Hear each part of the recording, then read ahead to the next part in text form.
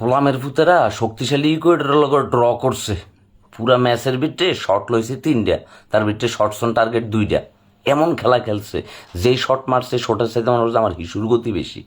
বাঙ্গির ফেলার আমি বুঝলাম না, মানে এই যে প্যারাইরার যে 92 মিনিটে নামাইছে, তারা কেন মাঠের ভিতরে নামাইলো আর কেন হচ্ছে কি মাঠ থেকে তখন সাব করাইলো, আমি এটাই বুঝলাম না। সাব যা করাইলো রিচার্লিসনরে তুলে লইলো, মানে কোনো অ্যাটাকিং মুড নাই, তাদের কোনো চিন্তা ভাবনা নাই। মানে কি বুঝছে যে গোলামের পুতারা মনে হয়েছে মাঠের ভিতরে ঠান্ডা দরবার লেগে নামছে, মানে আজকে ফুটবল খেলার লেগে নামছে না। মানে ইকুয়েডরের মাঠ, তাদের মাঠের ভিতরে যেই খেলাটা তোরা দেখাইছো, তারা আতশবাজি ফুটে কি মাঠটা সেলিব্রেশন করছে আজকে খেলার ভিতরে। মানে এটা কোন প্ল্যান লয়ে নামছে, কি লয়ে নামছে, আমার ব্রেনের ভিতরে কোনো কিছু ঢুকতেছে না। আপনারা তো ভালো ফুটবল বুঝেন, তা আপনারা জানান কমেন্ট সেকশনে যে কার্লো আঞ্চলিকের প্ল্যান কী আসছিল আজকে।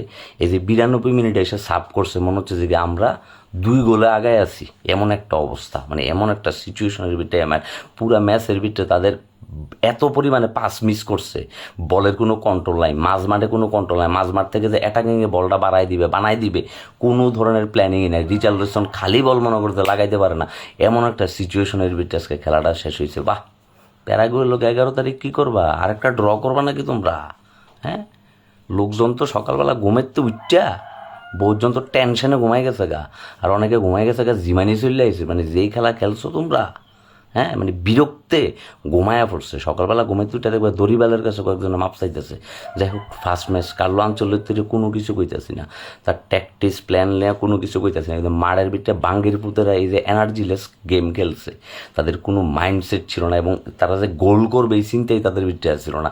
ইচ্ছা মতো বল পাইছে লাগতেছে, বল যে রিকভারি কইরা অ্যাটাকের প্ল্যান করবো,